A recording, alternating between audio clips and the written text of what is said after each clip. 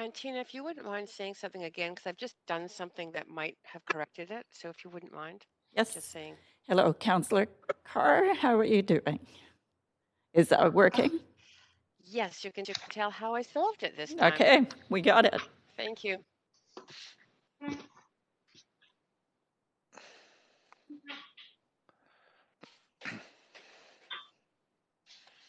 think we have quorum, clerks, and we got 3 o'clock. Mayor Stewart, yes. I'll give you the 5 countdown. Okay. 5, 4, 3, 2, 1. Over to you. Thanks so much. Good afternoon, Council. I'm calling this reconvene public hearing to order. This is reconvening from February 11th, 16th, 23rd, and 24th, and March 2nd. So moving towards a decision on this item. I'm going to read through the general public script just in case folks aren't aware of the rules and procedures. For the purposes of confirming quorum, please ensure that your video is turned on. This meeting is convened by electronic means under Ministerial Order number M192. Staff and applicants will have their video disabled to keep things fair, so only council will have their video enabled. If our connection is lost during any portion of the meeting, we'll recess until the connection is restored. The live stream of this meeting has both audio and video. Video of council members speaking, presentations, amendments, and vote results will be projected to viewers when available. Members of the public can listen in the proceedings via the live stream and YouTube link, which is tweeted out on @BedCityClerk on Twitter. Presentations, amendments, and vote results will be projected when available. Also note the City of Vancouver's longstanding commitment to equity, diversity, and inclusion include utmost respect for all genders. So I remind council that when addressing speakers and staff, please avoid using gendered honorifics and either refer to the person by their first and last name or by role or by title. So for example, Mayor instead of Mr. Mayor. Lastly, following the updated guidance issued on February 5th, in-person participation for these meetings is not permitted under the Provincial Health Officer Order. Can we have the roll call, please, Clerk? Yes, Mayor Stewart in the chair. Councillor Carr. Here. Councillor DiGenova. Present. Councillor Fry. Present. Councillor Swanson. Here. Councillor Hardwick. Present. Councillor Weeb. Present. Councillor Boyle. Present. Councillor Dominato. Present. Councillor Bly. Present. And Councillor Kirby-Young. Present. The meeting has quorum. Thanks very much. First, we acknowledge we're on the traditional unceded territories of Musqueam, Squamish, and Tsleil-Waututh Nations, and thank them for having care for these lands, and are enjoying working together with them in partnership as we build this great city together. Want to thank the staff for all their hard work too, and thanks for everything you're doing through the pandemic. A reminder that council's role at public hearing today is to be a quasi-judicial body, which means council is only to consider the merits of the rezoning application. After right now, we're in the debate and decision phase of this particular proposal, and our options are to approve in principle the application. The second option is to refuse the application. Or the third is defer the application for further consideration. So we are on the rezoning at West 4th and Balaclava Street. Just a reminder that we dealt with items 1 and 2 on February 11th and 16th. On February 16th, 23rd, and 24th, council received staff and applicant opening comments for item 3, heard from the public, and then closed the receipt of public comments, heard staff and applicant closing comments, and the report recommendations were moved by Councillor Boyle, seconded by Councillor Fry, and that's what's currently on the floor. On the March 2nd, the public hearing reconvened at 6:27 p.m. and then due to technical difficulties, the hearing recessed immediately without action other than to state the hearing would reconvene right now, 3 p.m. March 4th.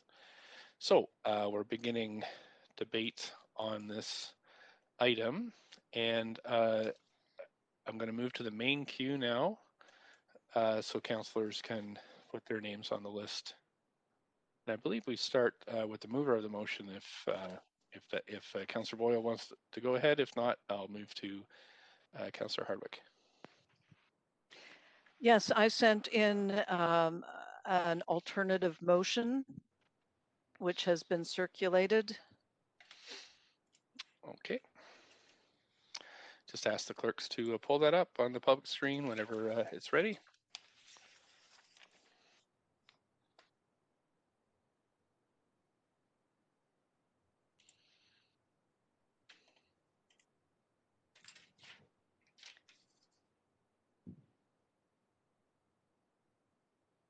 Okay, I see it on the Say public when. screen. Yep, Okay, it's on the thank you. screen now. Yep. Right. So, and this is playing on the scenarios that the mayor laid out. The third one is that we defer for further consideration. And so that's exactly what this motion is intended to do. One is that we refer this back to staff, and it has been argued throughout and throughout the hearing that we've heard that there are opportunities to go back on this project. And that leads me to point number 2, is that we are through this directing staff to work with the applicant in consultation with the community to explore a revised alternative proposal for a rental project that allows some flexibility in the unit mix, including the 35% missing middle family suitable units. I won't read out everything, but this is, I've wordsmithed this part of the amended motion in consideration of feedback that I've received from other councillors and other input. And then thirdly, that we direct staff to prepare a referral report for the revised proposal as soon as possible. I think that the intent here is very clearly to keep things moving, but moving in the right direction. And if this council approves in principle the rezoning application and enacts the zoning bylaw, it seeks to expedite the development permit and building permit timeline. What we have heard over and over again from the community is that there has been an ongoing dialogue with the property owner and the developer and architect of the property, that there were some very positive moves in the right direction that would take into consideration the concerns of the community and also meet the objectives of the developer. And so that is clearly the point. This is not an either or situation, but rather let's do it better. Let's take into consideration neighborhood fit and the concerns that have been very clearly articulated, and make this work. And I believe that through referring it back, we can make this work in a way that is going to build trust in the community, as well as much needed rental housing supplied by the landowner and the developer. Thank you. Thanks. So we have a motion to refer on the floor. Do we have a seconder for this?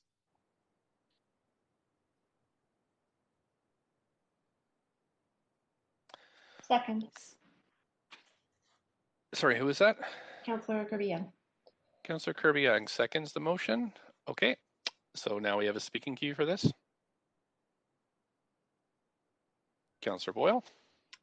Thanks, Mayor. I'll be really brief just to say I won't be supporting this referral back. I think we heard very clearly from staff as well as from the applicant that they have put together a project that works and that provides important and needed housing in the neighborhood. And it seems pretty clear to me that this referral would at best stall out the process for any number of months and result in a reduction in the number of units, and at worst would kill the project, and we would end up with condos or housing that is certainly less needed. So in either case, I'm not inclined to support the direction that this is headed. Thanks so much. Councillor Carr, up to 5. Yes, thank you. Mr. Mayor, first of all, my first question, and I would like your response on this is, I heard Councillor Hardwick talk about the fact that she developed this amendment in consultation. She talked about legal staff, but she said, and with others' inputs. That is exactly the phrase she used, with others' input. We are in a public hearing process, and um, Mayor, I'd like you to consider what Excuse that me, the other excuse, input to be specific was from Councillor other Hardwick, you do counselors. not have the I just floor. want to be You do clear not have because the floor, Councillor Hardwick. Councillor Carr, it go was ahead. from other Councillor counselors. Hardwick. Thank you, Councillor Carr. yeah, I just want to verify that the rules regarding uh, talking about matters outside of the public hearing process has been followed by Councillor Hardwick. Okay, thanks. I will just take that in consideration and come right back to council. I'll stop your clock there.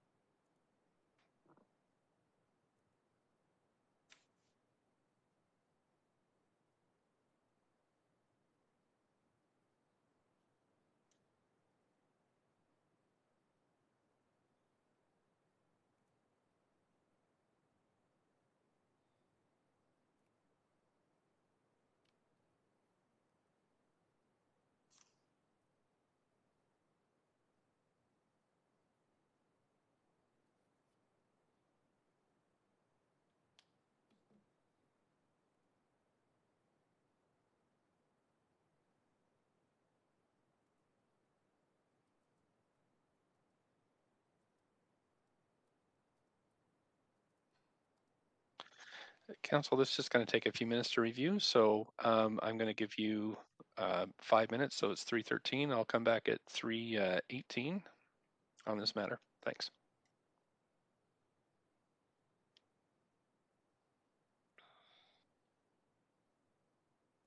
And some folks aren't on mute. Just to let you know, if you could double check. Thanks.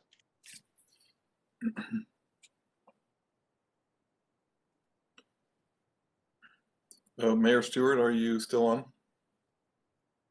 Yep, I am here. Hi, it's Gil Kelly. Just seeking when it's at the time's appropriate, point of clarification.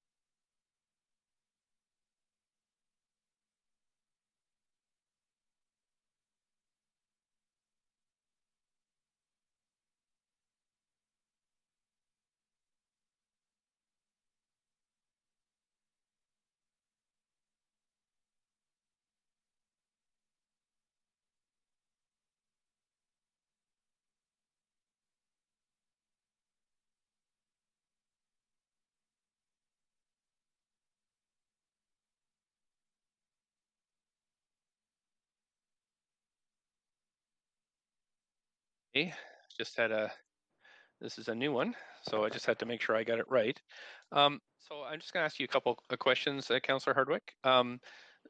So under the public hearing, we had heard for all the public input on this item had been taken, and we closed the speakers list and also the input of submissions. So as it's a quasi-judicial process, we are supposed to not discuss the application with anyone.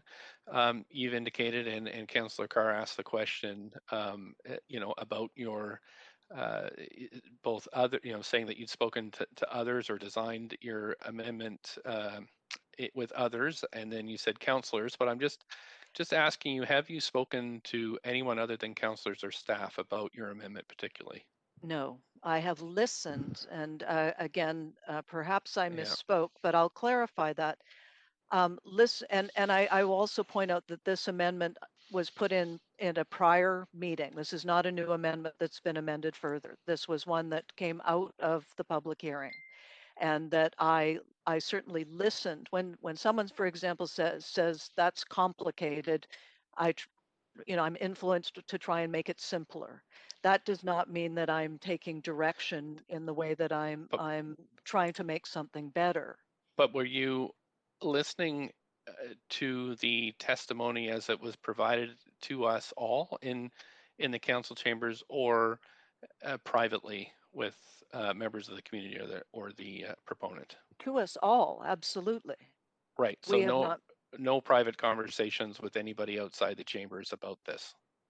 other than the fact that I spoke, uh, that we're having this meeting today, Right. but So not on the amendment, no. okay. Okay. So then I'll just tell you that if this does happen, so folks know in future, if there is conversations with folks outside this, then really the option is to rule this out of order under 8.7b because it violates common law. So just for future reference, at this point, Councillor Hardwick's explanation is fine with me. So you're able to proceed. And Councillor Carr, you still have the floor Yes. for up to 4 minutes. Great, thank you. Yes, I was, as you can imagine, concerned by the idea of receiving other input. So thank you for getting that clarified, Mayor. Okay. My question is whether or not this particular amendment referral motion has been reviewed by not just legal staff, but also planning staff, and what the response is on the part of planning staff and legal staff. So, in order to, Point of information. well, Yes. it'd be more of a point of order and asking if this is an order. Is that really what you're asking me, or is it?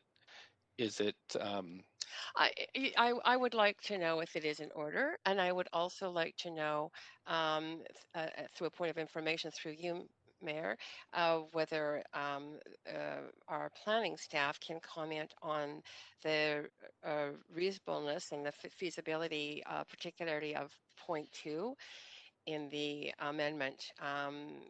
In other words, a 4-story or 40-foot building, and whether or not that, if that was considered, or if it's feasible or possible to do on that size of a lot, a MERP project at 40 feet. Okay, I'm going to deal with those two items separately. First, I have reviewed this with law through the city manager, and it is in order as a motion. So if that answers Thank you. this amendment's in order. But the second, I would treat as a point of information and ask the planning staff whether this is feasible to do. I believe is your question. Yes. Okay, is there planning staff on the line? There is. This is Okay. Gil Kelly. I would defer to Teresa O'Donnell on this one, who was closer to those conversations and can at least apprise you if those conversations were had about a project that would fit within the guidelines.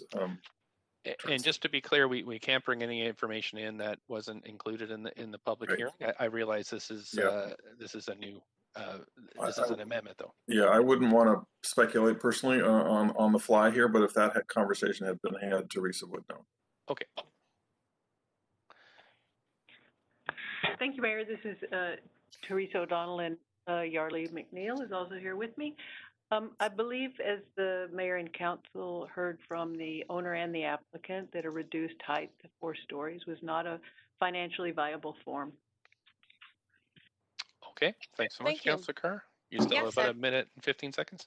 um, that actually answers my questions. Thank you, Mayor. Okay, thanks. Councillor Fry, up to 5. Thanks, Mayor.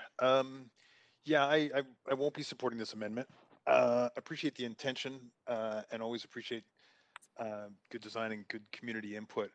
I did go back and listen to Mr. Evans' comments from the last set of speaking, and for anybody interested, that would be at 9:04, 9:05 on the time track, and he was pretty clear that I'm paraphrasing, not quoting here, but that the only other viable option is to develop under existing RM4 zone, which would be market condo processed as a DP, uh, which may be more pleasing to rentals to neighbors or not, I guess. But it would not include a rezoning or public hearing. It would just go straight to DP, and it would not be rental.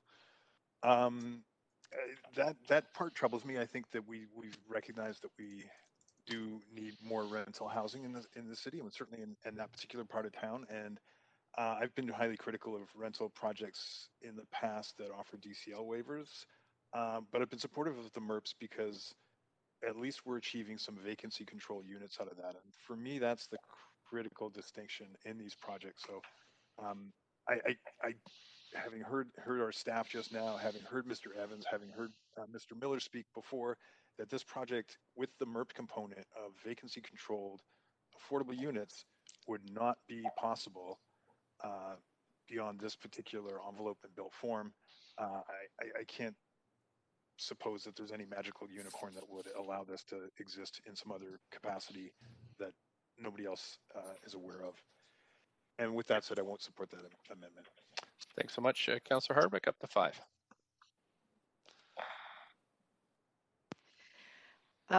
Well, I'm disappointed in what I'm hearing here because there was so much discussion during the public hearing about the work that had been undertaken with the community, not just random people, but very sophisticated people in the planning and urban design world that had contributed their volunteer time to come up with a solution that would have been both acceptable and embraced by the community and penciled out. But apparently, that was staff said, come on in with the application, and that was sidelined at the time. And I had hoped that there would have been a path forward. I don't see this.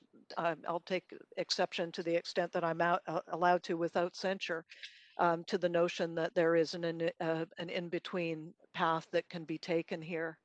It's pretty clear to me that there can be, and I would make a larger statement around this policy, but I know that that's prohibited in this situation.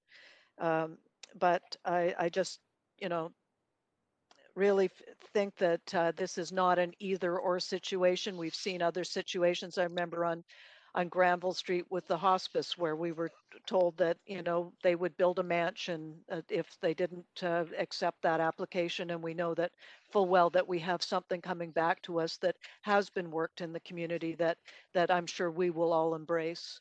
And I really encourage council to take this very seriously, because there is an opportunity here to genuinely work with the community in a way that will meet objectives. Thank you. Thank you so much. We've got, and that's it on the speaking list for this amendment. So I'm going to call the vote. Clerks are just bringing the screen up now.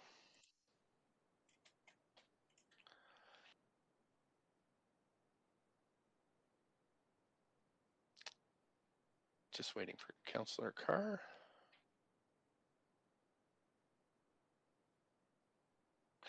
Right, so the clerks can pull that screen up. That has failed with Councillor Kirby, Young, Bly, Dominato, Boyle, Weeb, Swanson, Fry, Dejanova, Carr, and myself in opposition. Okay, so we're going to go back to the main queue. Councillor Hardwick, you have about 2 minutes left. No, I'll pass. Thanks. Councillor Dominato. You have up to 5. Thanks, Mayor. I've circulated an amendment to the clerks, if they could bring that up. If the clerks could just let me know when it's up, because I can't Sure, see I can. I'll just look at the public screen here. Let you know. Right, it is up now on the public screen. Thank you, Mayor. And in some of the vein that... Okay, just 1 second. Councillor Domino is speaking here. So go ahead, Councillor Domino. Mayor, in some of the vein of Councillor Hardwick's comments and the community and neighborhood feedback that we've received around this proposal, I'm wanting to address some of the concerns that we heard, and this amendment proposes additional conditions be included as part of Appendix B, because in reviewing the urban design panel's feedback, which they endorsed this application, but also in hearing the public feedback, some of the considerations were around architectural and landscape excellence to ensure that this building better fits the neighborhood and the character of the neighborhood, as well as to explore changes or opportunities around the massing and bulk of the building, as well as possible improvements to the transition to the south, which is where the single detached homes are. And so I bring that forward in light of all the speakers that we heard, and I heard, in terms of the speaker list, we heard from 60 or 70 speakers, and of which I found, probably roughly half were in favor and half were not in favor of this proposal. A number of considerations were raised around height, design, efficiency, build, transition, setbacks, and a number of considerations. And I'm hoping that this might strike some balance and address some of those community concerns. I will address this head on, that this is not the balaclava option that was referred to by many speakers, as that is not what we are actually looking at today. And in fact, and that's why I was asking some questions in one of the last meetings around the current policy framework, and there were questions asked, I think, by my colleagues about, why there are limitations. Obviously, the applicants have said they want to do a rental on this site. They could readily do strata condo, as was noted by staff and Councillor Fry recently, but they are particularly passionate about delivering a rental, and there were very limited policy options, and so this is the one that was available. And so I'm hoping that this might address some of the resident concerns, and obviously leave it open to council to debate. Thank you so much. Sorry, just pulling up the screen here. Councillor Nova, my apologies. Oh, that's fine. Thanks. So I'm going to move us over to the amendment queue. There we go. Councillor Carr, Councillor Kirby-Young. Councillor Carr, up to 5. Yes, thank you. If I could ask a point of information through you to staff, Sure. Mayor? Great. I noticed that the language that Councillor Dominato has in her amendment uses the word explore changes to massing and bulk and make improvements for the transition.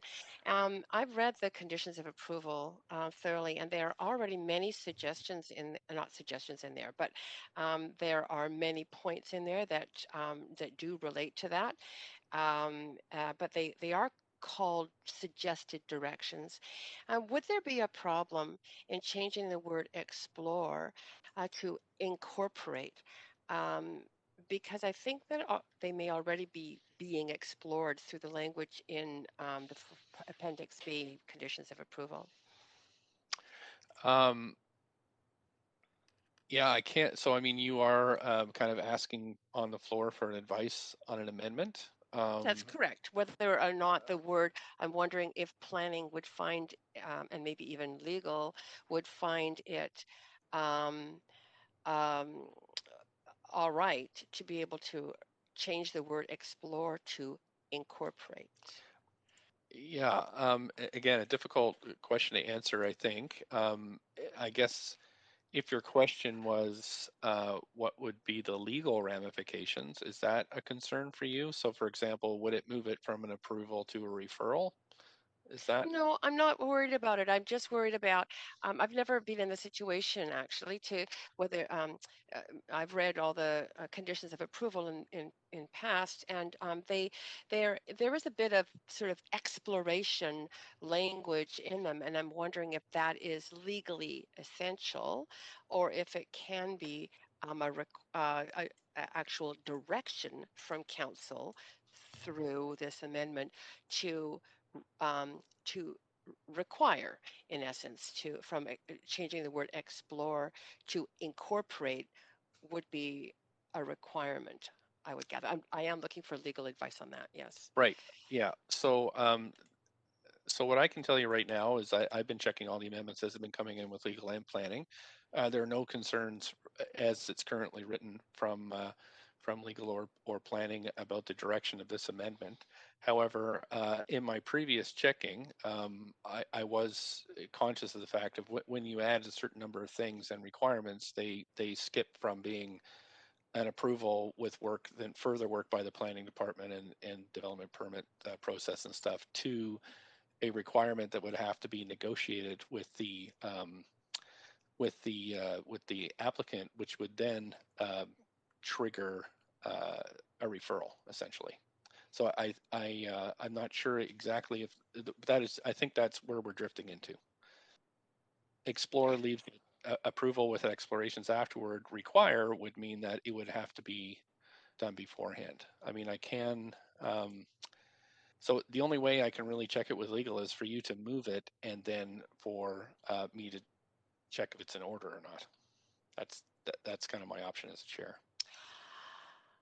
Okay, take me off the list, and I'll because I would like to hear legal's opinion on that. Thank you. I'll go back on, but I'll thank Okay. you. Okay. Thanks. We've got next we have Councillor Kirby Young, up to 5.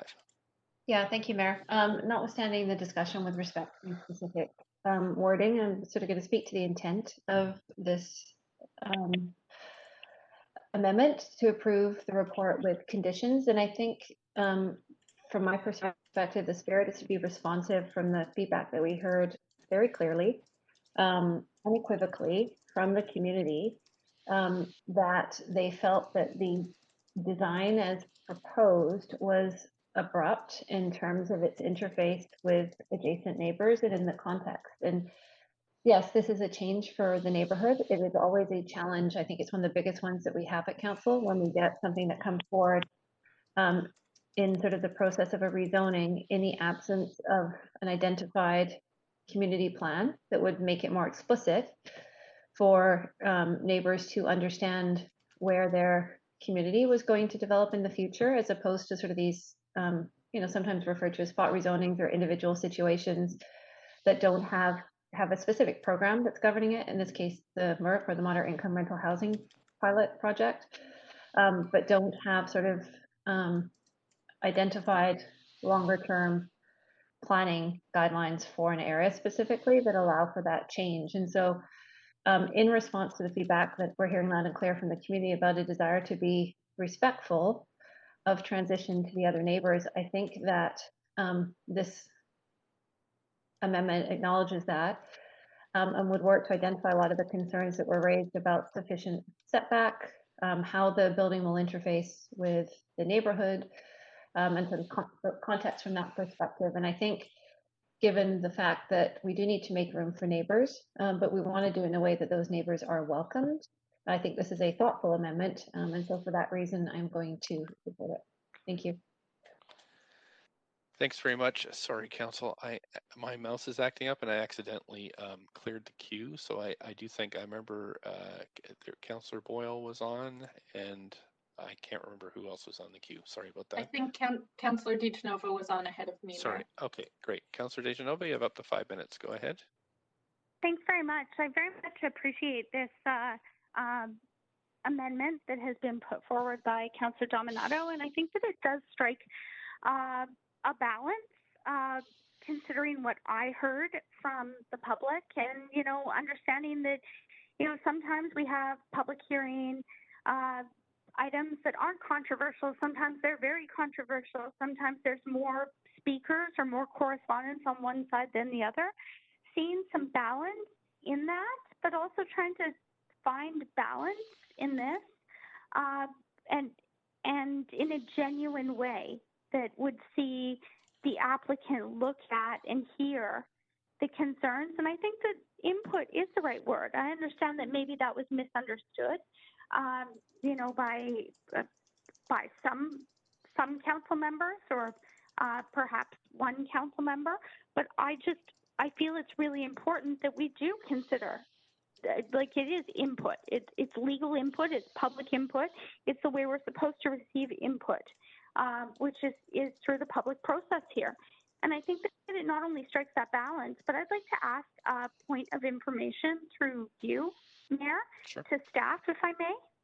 And that is regarding the word explore and incorporate. Incorporate means you must do something. And I see that Councillor Dominato has quite a broad amount of and I agree with them. I think it's great. That's why I want to support this. But if the applicant was to have to incorporate all of these, even if it wasn't possible, would they then not be able to move forward with the project, even if in good faith they tried and couldn't do that?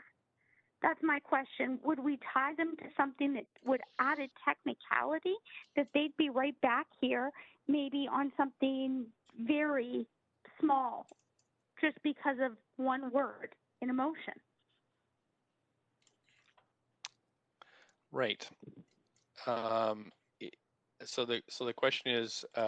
My question is, would incorporate possibly mean that they could participate in this in good faith, in trying to consider the input in the list that Councillor Dominato has presented, and that I understand will be added possibly to an appendix.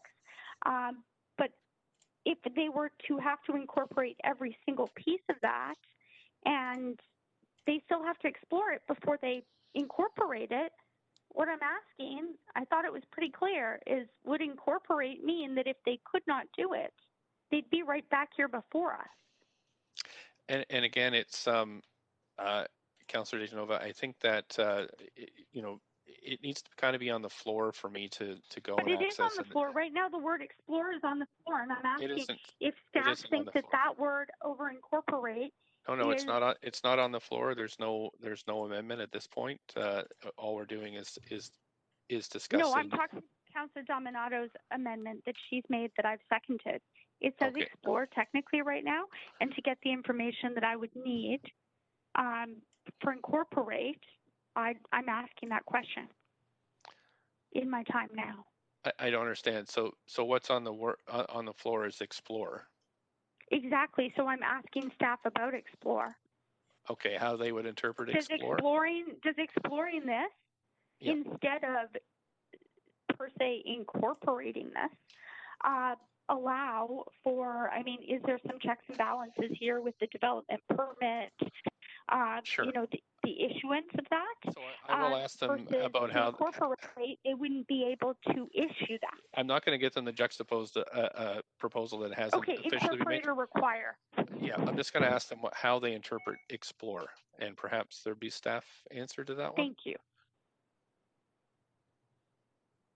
Thank you, Mayor. This is Teresa O'Donnell, and I want to thank the council and appreciate the question. We've got some very detailed conditions on the first page of Appendix B that is requiring reductions in height. We do believe that the idea of exploring allows us to shift some density and massing around on this site without losing any units. And so we appreciate that, the flexibility that gives us. It is a slight difference from incorporate. We can certainly make either word work, but we do feel like the very specific guidance about exactly how much reduction we can achieve is stated in condition 1.1 and condition 1.2 on the first page of Appendix B. Okay, Councillor, we're over time, but I hope that answers your. Thank you very much. I just wanted to say, Mr. Mayor, you did ask me to repeat my question twice. I did, but I will be wholeheartedly supporting this amendment, and I will not support a further amendment to incorporate, just to save time. I'll say that now. Thanks, Councillor Boyle. Up to 5. Thanks, Mayor. I will admit I feel slightly sheepish about how much time we're spending on the wordsmithing of this, but I do want to clarify, and I think I heard this from the planning department just a moment ago, but that my question, point of information or clarification is this language says explore changes if that exploration happens and nothing changes. I just want to confirm that the project would go ahead and that this language doesn't block anything or significantly delay. Right. So I can, I have explored this with law. I can just report to you, Councillor Boyle. What's been said to me is, our 3 options are to approve, to reject, or to refer. Those are the 3 outcomes we'll get. With this amendment, it is not a referral. It would be approve with these suggested changes to be undertaken by staff during the development process. So that's what I've been informed by law. Okay. Well, I will just say I am comfortable then that this doesn't stop anything. I think that this project is an important and needed form of housing in a beautiful neighborhood that families will love to live in. I wouldn't be supportive of further roadblocks to this type of housing, but I guess hearing pretty clearly that this amendment doesn't necessarily or significantly change anything, I feel indifferent to it, is how I will say that briefly. Yeah. Okay, like thank to you. See us move forward. Thanks. Okay, Councillor Carr, you're got some time left here. Yes, thank you. So before I decide whether to table an amendment, I am I really asking for a response from staff to a point of information through you. In terms of the conditions of approval, they're broken up into 2 sections. In urban design section 1.1, there's no equivocal language. So it is design development of the proposed height to reduce the scale of the building and improve neighborhood compatibility as follows: reduce the building height, blah, blah, blah. But then in 1.2, there's a lot of conditions, but they're listed as suggested directions, which is why I wanted to know if I could change the word to implement rather than explore. And so maybe my real question to staff is, in that section 1.2 and all the details in there, do staff work with the developer to implement but maybe with some slight modifications, but generally, yes, follow all those guidelines? Or is it even any one of those sections, could they be thrown out the window when you get to the actual final satisfaction of conditions of approval? And quickly, staff, we're kind of at the 5-minute mark. Yes, thank you for the question. That's a great question and a great distinction. Of course, the conditions were written prior to receiving all this public input and feedback, and we've heard loud and clear that it is the expectation of the City Council and the community that we work diligently to achieve all of these conditions. So they certainly could have been written stronger, and in hindsight, they probably should have been. Okay, thanks. Councillor Dominato, up to 5. Oh, you might be on mute there. Sorry, Mayor. No, Okay. I don't know if there's anything further, so I won't speak unless there's other amendments coming, but. Okay, I don't see anybody else on the list for this amendment, so I will call the vote.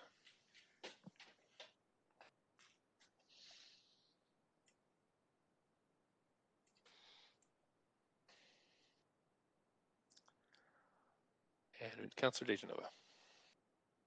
Sorry, I just emailed that over. Mr. Mayor, in favor, please. Okay, vote is this, please, for Councillor Dejanova in favor.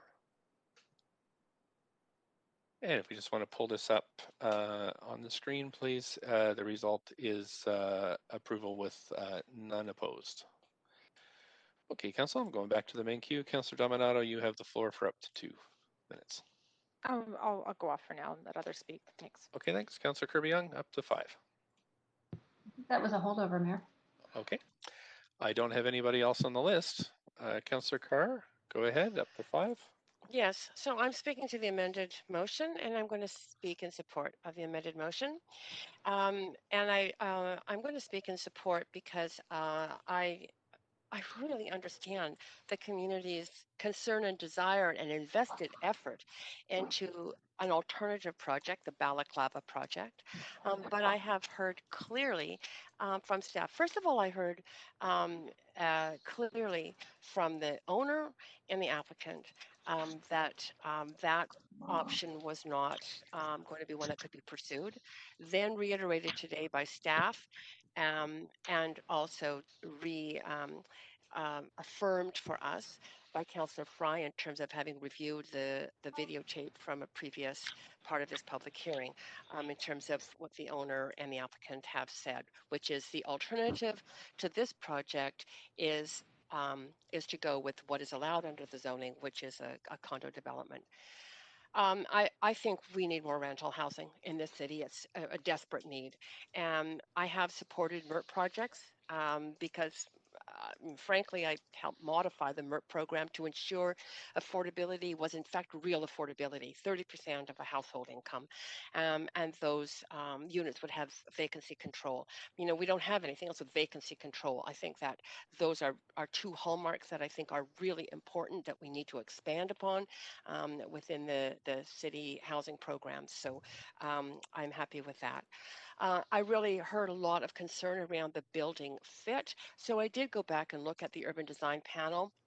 And I'm just going to reiterate for the public, really, but for fellow councillors as well.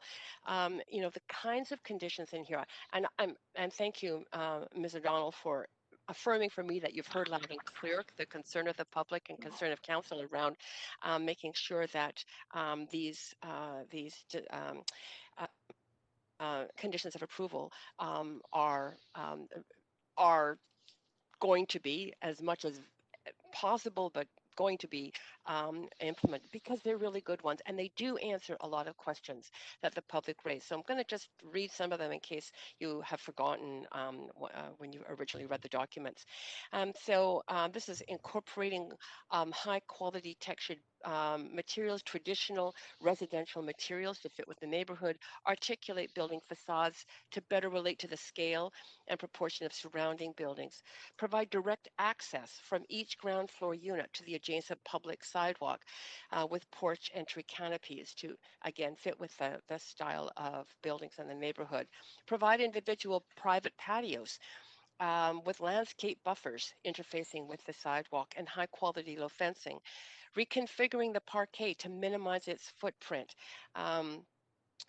Including large-scale tree planting off the slab. Set the north parkade wall adjacent to existing mature city trees. Um,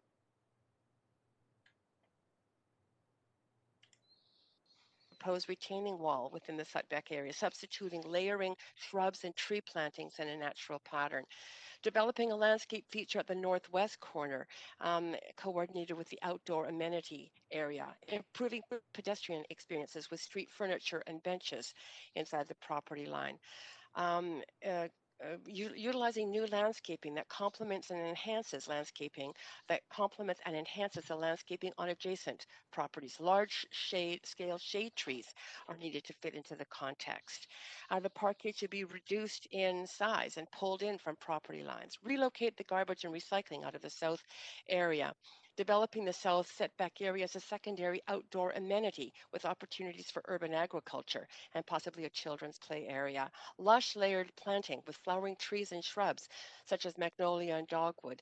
Developing the southwest corner as a landscape feature. Installing a row of upright deciduous trees inside the property line. And there's many more. I just cited a number.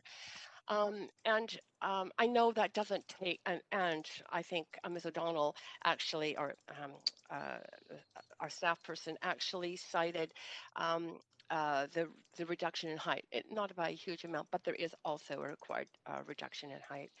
I think that staff have listened and worked with the developer and applicant in making changes. It may not be enough to satisfy everyone within the community, but I think a genuine effort has been made to make this fit within the neighborhood. And as I said, provide rental housing and truly affordable rental housing for the long term. Thank you. Councillor Boyle, up to 5. Thank you, Mayor. I am going to speak uh, strongly in support of this project for a whole number of reasons, the most central of which is that this is badly needed rental housing. 6 stories of rental housing with 20% of it being vacancy controlled. It's on an arterial, as council and many members of the public have heard me say regularly. I think we should be building more rental housing off of arterial so that we're not using renters as buffers to our main streets for the rest of residents. But in the meantime, this is on an arterial. I think it fits. I think it's housing that will be beloved homes for people. And I think it's important. I also want to state that I think it shouldn't take this long to build this type of housing. This doesn't feel like the speed at which you address a housing crisis and a rental housing crisis and a vacancy rate like the one we have. So I would like to see policy changes down the road that make it easier to build this type of housing without and particularly make it easier to build the kind of rental housing that we need relative to how easy it is to build condos and large single family homes. So I think we have a very clear imbalance in the type of housing we know we need and the processes that we make those types of homes go through in order to be built. In the meantime, I will absolutely be supporting this project. Thanks. Thank you. Moving on to Councillor Swanson, up to 5 minutes. Yeah, this is a hard one. When I look at the pros and cons, in the con column is the owner is getting double the FSR, doesn't have to pay the DCLs, doesn't have to pay the CACs. The affordability in the new building is probably less than or maybe barely equal to what's affordable in the current buildings. The upzoning increases land prices, which is a major cause of housing unaffordability. And the non-MERP units are only going to be affordable basically probably for the top 20% of renters. Then on the positive side, it's rental and not condo, although we could deal with this by zoning for rental only, which I think we should do. It has vacancy control in a few units, which is good, and it probably won't gentrify. So that's what I'm going to try and balance out in my vote. Thank you, Councillor Swanson. Councillor Kirby-Young. Yeah, thanks, Mayor. So sort of speaking to the final project and the or amended motion that we have on the floor now for this project, it was a tough one, and I think it was a tough one because, as others have stated, we do need rental housing in the city. I look at the fact this building was built in 1942, so it's 79 years old. It's getting up there for a building. And I recall asking the question what the state of the current buildings were during the question section of the public hearing. And I saw that a reporter had commented that he had difficulty to restrain himself from laughing out loud when that question was asked because he remembered partying during his days at UBC and implying that the quality of the building wasn't there. And so what you have on the site now was clearly an aging product of a rancher style with a landlord that had, to all intents and purposes, and what we heard, been a good landlord for a long period of time in providing reasonably priced rental accommodation. But now, given the age of the buildings and the site, they're looking to redevelop it, and it will redevelop. So the question really is how. And we do strongly need that rental housing. Having said that, it's really dismaying when you hear such vehement community concern that was raised against a specific building. And so I wouldn't have been able to approve the report as it was. I feel much more comfortable doing that now with the amendment because I do think that it's respectful of what we heard from the community. I recognize the applicant did make a number of changes, such as more entry arbors was mentioned in the urban community garden, putting things like the rubbish or the garbage inside the building and things like that. So, I'm hopeful that they would also be receptive to sort of an expanded conversation around some of the pieces that have been raised around considering the massing and the bulking. And really, I think the neighborliness in terms of transition to the adjacent neighbors here who are, I think, welcoming some form of housing there, but hoping to retain part of what they love about the magic of the neighborhood. And these are people that have lived there a long time. And it's very personal, right? When that's your home and that's where you've been. I think people care about their community. So I think that the amendment and sort of the amended option that we have on the floor tonight is respectful in terms of taking that community feedback into consideration and striking the balance between this need. I really hope we get to a point that we have some broader based policies in place, that we don't have to kind of go through this consideration for each site, and we can set some precedents for some great projects that are supported by the community, but there's also clarity around zoning as our neighborhoods continue to evolve, as they inevitably will, as we have more people to accommodate and as these buildings age. So it was really important to me that we came up with an outcome that responded to community concern and feedback, and I'm hopeful that all of those people that came out to speak over this protracted period of time, I know it's taken some time, so I appreciate people's endurance and patience in hanging in there, that they feel that they were heard and that some changes were incorporated. And I think that there is a willingness, what I'm certainly hearing from staff and others, and certainly council are sending that signal if they support this as it's put forward, to really hear that and try to transition this building in a neighborly way that feels like it will be welcomed by the community, but still provide that housing that we desperately need. And I think the other thing to note is that we're seeing a lot of shifts in, given the work from home and the pandemic and people moving out of the city and trying to find more space, and people cannot afford to buy, but the rental housing remains really important and the vacancy rate remains really low. So it is important for this council not just to approve housing, but to approve the needed and the right type of housing. The last thing that I'll say is that when you just look at the numbers practically and you look at the cost for these moderate income rental units, and it's sort of roughly 20%, 8 of 35 units, it's quite significant, because if you're renting a one bedroom, you would be paying 1,200 under the MERP versus the average for a newer rental building on the West Side 100 of almost $2,000. If you are a two bedroom, might be a couple needing a second room or a couple with a kid, that you would be paying 1,600 versus 3,059. And in real terms, that's a huge difference when you're trying to make it work on limited salaries, because unfortunately our salaries do not match the cost of living in Vancouver, and that's the challenge. So we continue to chip away through these types of programs at that balance. So those are my comments, and for that reason I'll support it. Thank you. Thanks. Councillor Fry, up to 5. Thanks, Mayor. And thanks, Councillor Kirby Young, for sparing everybody the anecdote that I would have shared about me partying in those houses back in the day. They've seen better days, and for sure, I think replacing those units with new purpose-built rental, including vacancy control, is going to be a tremendous asset for the neighborhood and for the city. I want to just jump in and quickly highlight my one little sort of caveat that I want to reflect in the urban design report, section 1.12. I think it's really critical, the retention of that delightful grove of cedar trees there on 4th. I think that's really important, and I note that in the urban design report, it does note to the applicant retention of the 3 cedar trees that provide natural scale, enhance the public realm, and represent an important neighborhood natural amenity. Assurances this is feasible should be provided by an arborist, and changes to the parkade will be required. And so I really want staff to hear that as, I think, a critical distinction. Let's not sacrifice these trees to make a bigger parkade. let's do what we can to not just needlessly throw away a wonderful natural asset on this block in the name of a couple of spots to make houses for cars. Appreciate that we're making houses for people, but we don't need the houses for cars so much.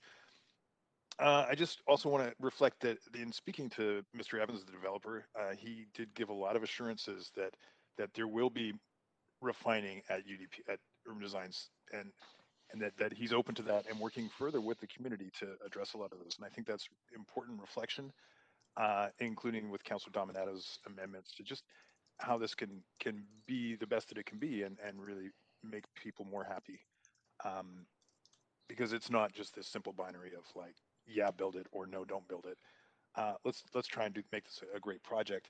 But I do want to reflect also that my conversation with Mr. Evans resulted back when we were first discussing this project to go to refer it to public hearing. So before it got referred, and we were told by folks in the community that the developer didn't want it to go to public hearing, and it seemed a little incredulous. And sure enough, called Mr. Evans, and he said, "No, absolutely, that's not the case."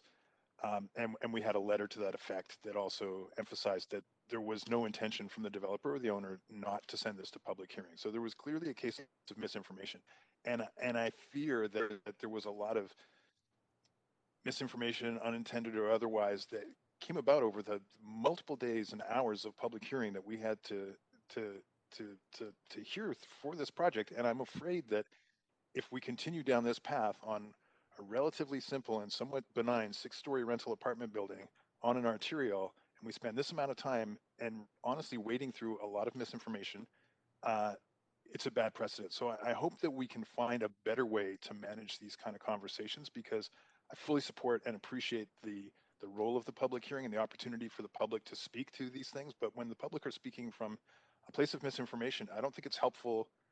It drives a further wedge. It creates more bifurcation, and it eats up a lot of valuable time. And it's not just our time as counselors; it's this tremendous amount of staff resource that goes into this. And I just hope that we can find a better way and really just cut through a little bit of this misinformation stuff before it gets to a 5-day public hearing. So I'll be voting in support of this project, and I'm very hopeful that Mr. Evans and team will be really working with the community to ensure that this is a great project. And of course, we're retaining the Cedar Grove. Thanks. Thanks so much, Councillor Dominato. Up to 5. Thanks, Mayor, and thank you to all the residents who both wrote and called in. And I want to actually pick up on a thread around that it's not a simple binary conversation, and reflect that in listening to the different residents who spoke, those who spoke in favor, those who spoke in opposition, is I didn't hear anyone saying, no, we don't want housing in our community or in our neighborhood, and we don't want new neighbors. That was not the message I heard, because often, particularly it gets exacerbated on areas of social media where we see the YIMBY NIMBY debate, and I didn't hear that. I did hear considerations around the change for the neighborhood, consideration around, as we heard, height and bulk and massing adjacent buildings, um, potential implications for the neighboring homes, and you know, and as I was reflecting on that, I was reflecting on how this ongoing tension that we have in our neighborhoods as they're evolving. And I was looking at my own neighborhood and some of the streetscape and the diversity of different buildings. So we've got some low rises, we've got some 6-story rentals and strata, and when you look back at pictures of Vancouver 100 years ago and how much the city has changed, and certainly 50 years from now, how different our neighborhoods are going to look. But I wanted us to respond to the concerns we heard from residents, and I hope that some of the amendments address those concerns, because that is the intent, is to address them, and that through the follow-up process with staff and leading up to DP, that some of those conditions, those further conditions, are met. I was also reflecting on the there was a speaker who spoke to us. I believe she was a neighbor, I believe a homeowner who has a basement suite, secondary suite. And in speaking, she spoke in support and said that she'd had 124 applications, I believe, for her suite, and I think 20 viewings. And she took that as indicative of some of the demand for rental. And her message to us as council was to think about not only the residents of today, but the residents of the future, and that this is an area that is well sought after. We've also heard from the local BIA the critical importance of that density to our small businesses, and I know we have a number of members on council who have been in the area of small business, and so that also struck me in considering this proposal. I do appreciate there were some changes from what was initially proposed, and we saw that in the presentation from the applicants, and some clarification around why this was brought forward and the desire for the rental. I think there has been some confusion, and just acknowledging that around um, uh, the conversations that were happening with residents and then the applicant's desire to go ahead with what we're actually dealing with and debating today. And I did hear that loud and clear. And that was communicated by Mr. Evans, but as well by the Millers when I asked them about this. And because they actually said they really wanted to deliver rental. They see the need. And this rental includes below market, which is, and that's already been spoken to by my number of my colleagues, and targeting that $30,000 to $80,000 range. So in that respect, I'll just end by saying I support the proposal and the amended recommendations with the conditions that have been added. Thank you. Thank you. And we've got Councillor Weeb next. Yeah, I really appreciate this conversation. I appreciate Councillor Fry bringing up some of the concerns of the process. I think this council continues to listen to the public and try to figure out how we can find ways to deliberate on projects in a different way and ensure that we are finding ways to bring projects that meet the needs of the city as well as the citywide issues that we are dealing with. So I do think that we've heard a lot of opportunities here for us to move forward a bit differently, recognizing that there are differentiating issues that need to be dealt with and there's better ways to process forward. I also like the fact he brought up the fact that we have the 3 cedar trees and that there is aspects of this report that are going to ensure that those 3 cedar trees are continued. There's a lot of work going on right now with the mental health of being connected with nature, and that if you can see 3 trees, live in an area that's 30% covered and are within 300 meters of a park, your mental health is substantially increased. And here we have 3 beautiful cedar trees that are going to be kept, as well as extra trees on the west and on the south side that will be brought forward, as well as it's close to what will be a new creek at Volunteer and Tatlow within 300 meters away. And it's in an area that's over 20% covered, and there's opportunities for us to increase the forest cover. I do think that there's been a lot of work to make changes to this building that I do support.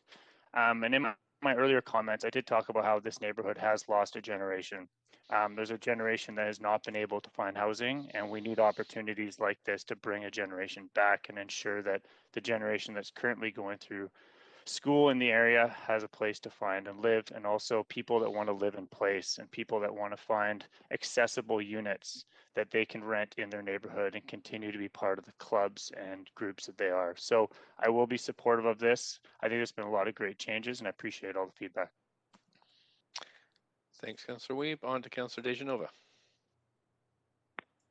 Thanks very much. I appreciate and I'll try not too much to echo the comments of my colleagues, but I too grappled and struggled with this. I think that it's important that we do include and not even just include, but try and meet targets of rental in every one of Vancouver's neighborhoods.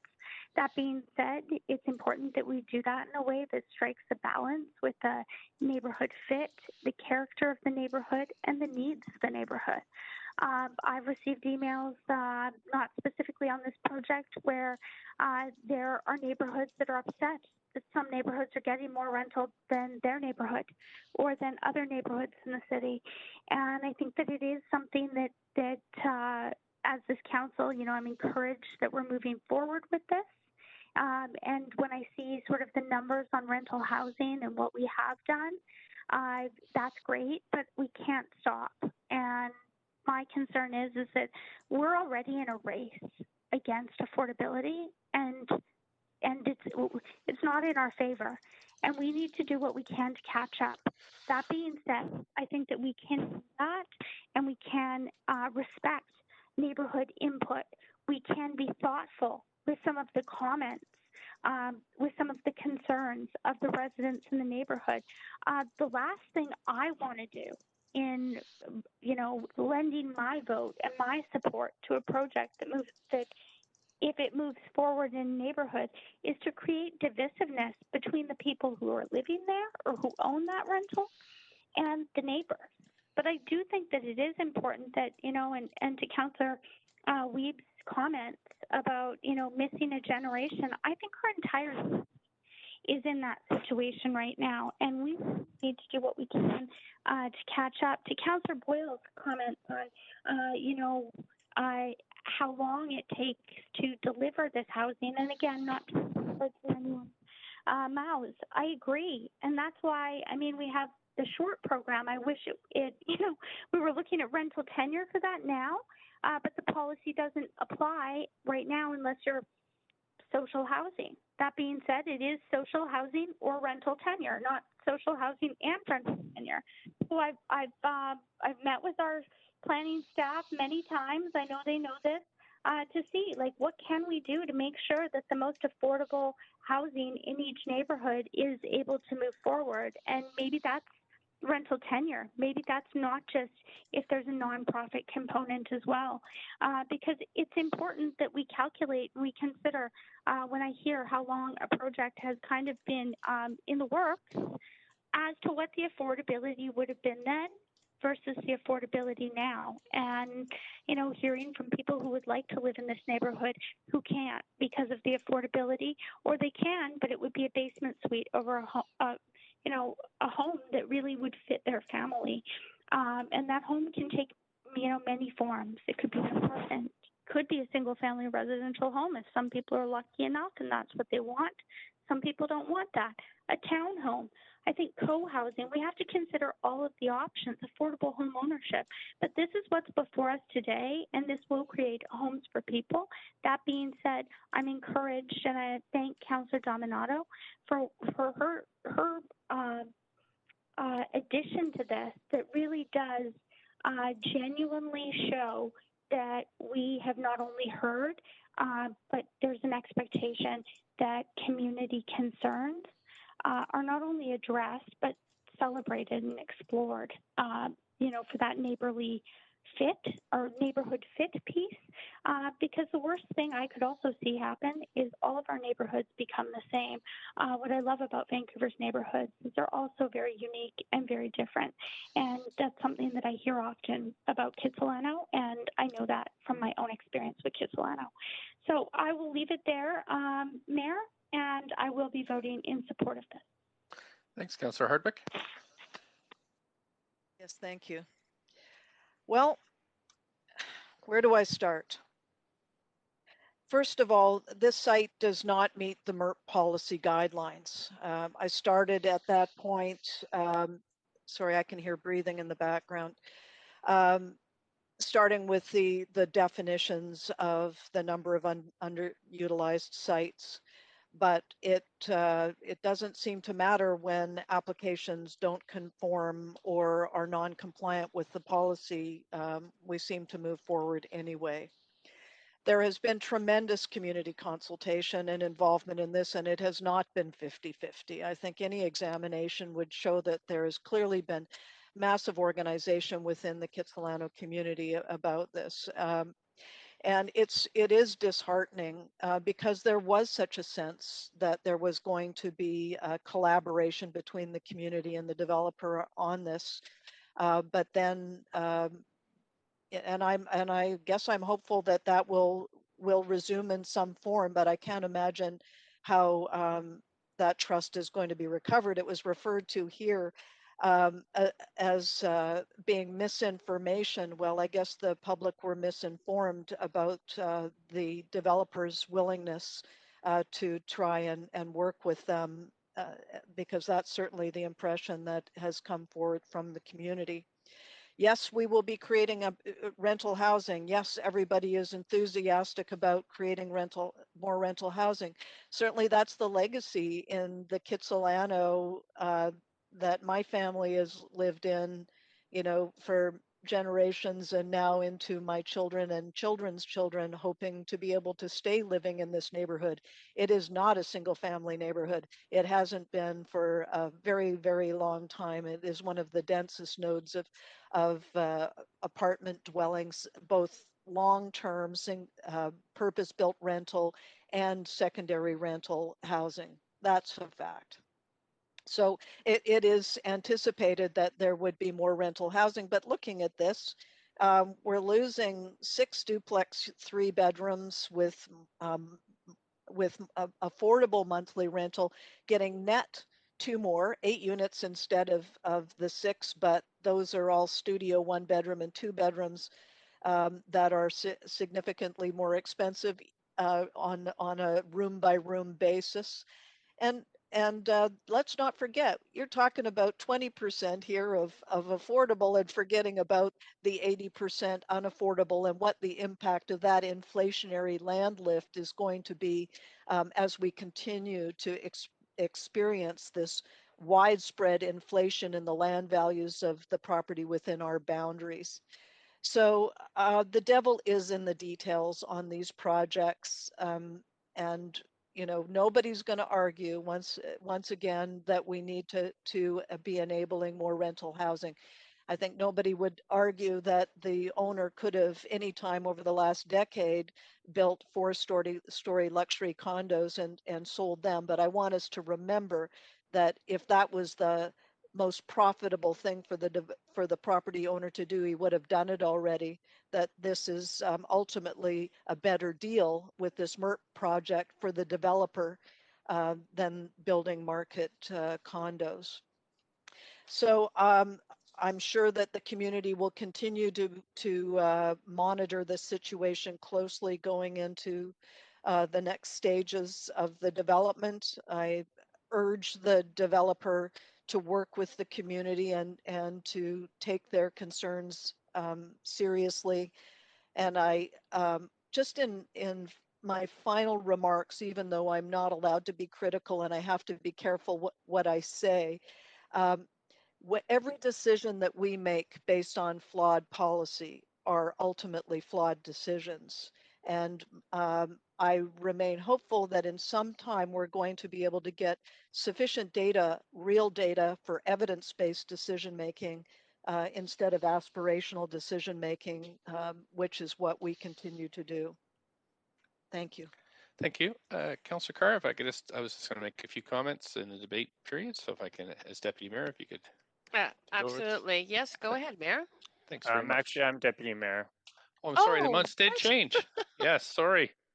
The crown goes to Councillor Weeb. So are you okay if I go for 5 minutes? Go ahead, Mayor. Thanks very much.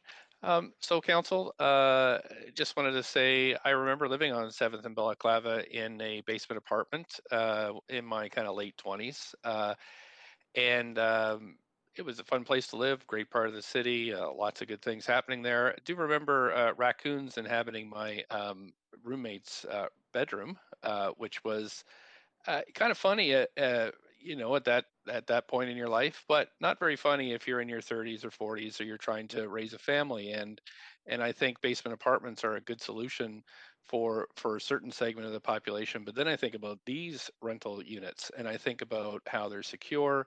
I know folks. I lived in tons of kids' basement apartments, and we're forever getting kicked out uh, because family members are moving in or whatever reason. So I think the key here is the MERP stuff is great. The vacancy controlled suites that are going to start people off on the right track are really good, but also the secured rental units that, of course, are going to get filled. Folks are going to live there, and they're going to be people that are going to contribute greatly to the community while enjoying one of the best spots in the world. So I do welcome the debate. I do think that quite proud of our public hearing process, where we have so many people that can come in and feel free and safe enough to state their opinions and organize. I mean, that's what democracy is. And really wanted to thank council and staff for taking part of this process. I think that's really important. Here we are. That's it for me. But I just wanted to say I'll be supporting this. I think it's a very good project, and I do think that staff will work with community as we go further towards putting shovels in the ground here. So thanks, and Councillor Wiebe, I'm finished, and I can have the chair back. Yeah, go ahead. Thanks very much. Okay, so that's it for the list of speakers, and I'm going to call a vote now. Point of privilege, Mayor Stewart? Yes, If I Councillor could get a Eatonham? vote of this in favor, please. Okay, thanks so much. Get the clerks to do that. Okay, that's been recorded. Staff, if you can put the screen up, the vote up on the screen. Council, so that has passed with Councillor Hardwick in opposition. And with that, I need a motion to adjourn. So moved. Councillor Boyle, seconded by Councillor Carr. All in favor, yay. Yay. Yay. Opposed, nay. Great. Thank you so much, Council. We are finished this item. Thanks to the clerks and staff and all who participated. And so I'll bid you a good evening, and we'll see you again soon. Thanks, everyone. Thanks. Thanks, everyone. Yeah. Good night. Okay. Good night.